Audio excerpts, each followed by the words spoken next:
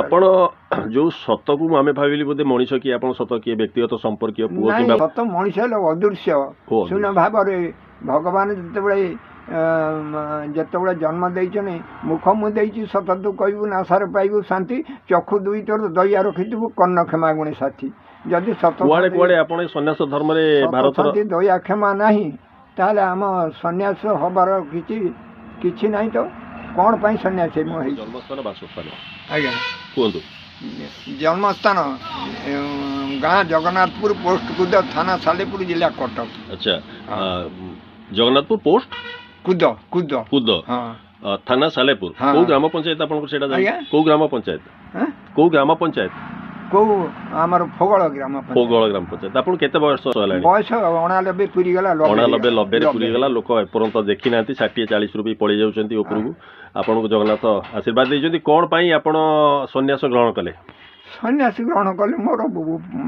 ଗୁରୁଦେବଙ୍କ ବାଣୀ ମୁଁ ବହୁତ ମାନିଛି ଭଗବାନଙ୍କୁ ପାଇବା ପାଇଁ ଧନ ରତ୍ନ ସବୁ ସତ ମୁଁ ପାଉନି ଆପଣ ସତକୁ ଖୋଜୁଛନ୍ତି ନା ସତ ମାନେ କ'ଣ କିଏ ଗୋଟେ ମଣିଷ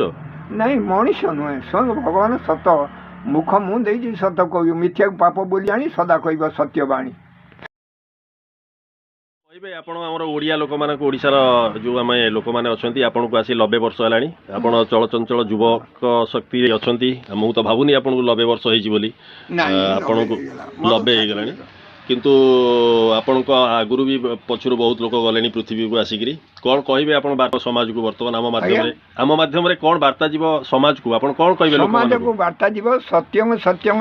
ପୂର୍ଣ୍ଣ ସତ୍ୟଂ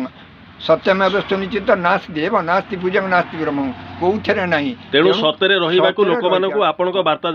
ଧନ୍ୟବାଦ ମହାରାଜ ଆପଣଙ୍କୁ ସ୍ୱାଗତ କରୁଛି ଟିଭି ଏକ୍ସପ୍ଲୋର ଓଡ଼ିଶା ଉପସ୍ଥାପନା ଯଶୋବନ୍ତ ପ୍ରଧାନ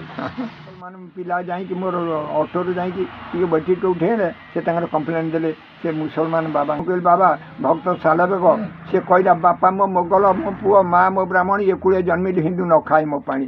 ତାର ସାଲବେଗର ବଡ଼ଦାଣ୍ଡରେ ମୁଁ ଦେଖିଛି ତା ପାଖରେ ଛିଡ଼ା ହେଇକି ଫଟୋ ଉଠେଇକି ଆଣିଛି ସେ ଅଛି ସମାଧି କିନ୍ତୁ ଭଲ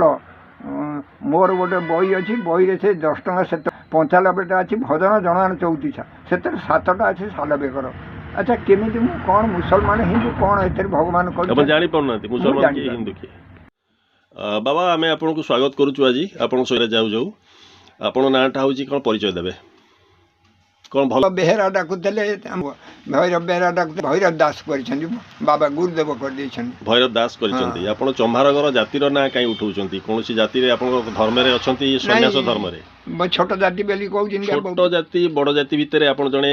ସନ୍ନ୍ୟାସୀ ହିସାବରେ ଜାତିର ମାନେ କ'ଣ ସେ ଏତେ ବାରୁଛନ୍ତି ଯେ କହିବା କଥା ନାହିଁ ମୁଁ ସେଇ ସତ କହିବା ପାଇଁ କି ମୋତେ 6,53,000 ଲାଗିଛି ମନ୍ଦିର ଭିକ ମାଗ କରିଛି ମନ୍ଦିର ବାହାର କରିଦେଇଛି ସତର ମାନେ କ'ଣ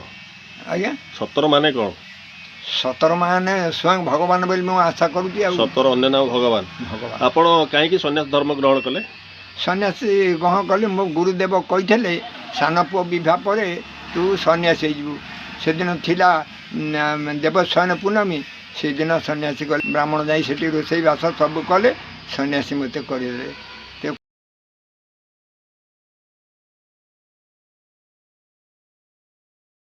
ଆଚ୍ଛା ବାବା ଆପଣଙ୍କର ସଂସାରରେ କିଏ କିଏ ଅଛନ୍ତି ଆପଣଙ୍କ ସହିତ ପଛରେ କାହାକୁ ଛାଡ଼ିଛନ୍ତି ପରିବାରରେ କିଏ ଛାଡ଼ିଛନ୍ତି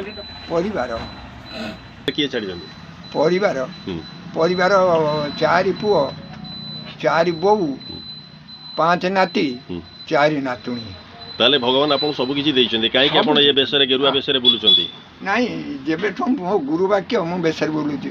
ମୋର କିଛି ମୋ ରୋଜଗାରୀ ନୁହେଁ ସେ ପାଠ ପଢ଼ିନି ଜମା ଆଉ ସେଥିରେ ଦେଇ ପୁଅମାନେ କ'ଣ କରୁଛନ୍ତି ଆଜ୍ଞା ପୁଅମାନେ କ'ଣ କରନ୍ତି ପୁଅ ବଡ଼ ପୁଅ ଏଇଠୁ ଗୋଟେ ଅଟୋ କିଣିଲା ଅଟୋ ବିକିକି ସେ ଯାଇ ରହିଛି ତା ପୁଅ ଇଞ୍ଜିନିୟର ତା ଝିଅ ଲେକ୍ଚର ସମସ୍ତେ ଇଞ୍ଜିନିୟର ଲେକ୍ଚର ହେଇଗଲେଣି ଆଉ ଏ ତା ତଳ ପୁଅ ଯେ ସେ ଗ୍ରହଣ କଲା ପରେ କୁଆଡ଼େ ବୁଲୁଛନ୍ତି ଆପଣ ଅଯୋଧ୍ୟା ଗୋପ ବୃନ୍ଦାବନ ସବୁ ବୁଲିଛି କ'ଣ ଦେଖିଛନ୍ତି ଯାହା ଦେଖିଛି ସବୁ ଦେଖେଇଛି ସେଠି ବି ସତ ପାଉନି ଅଯୋଧ୍ୟା ବୃନ୍ଦାବନରେ ସତ ପାଉନି ବୃନ୍ଦାବନ ଦୁଆର ମୋର ଫେରି ଦେଲେ କହିଲେ ତମଠୁ ଗୌଡ଼ ସାହି ସବୁ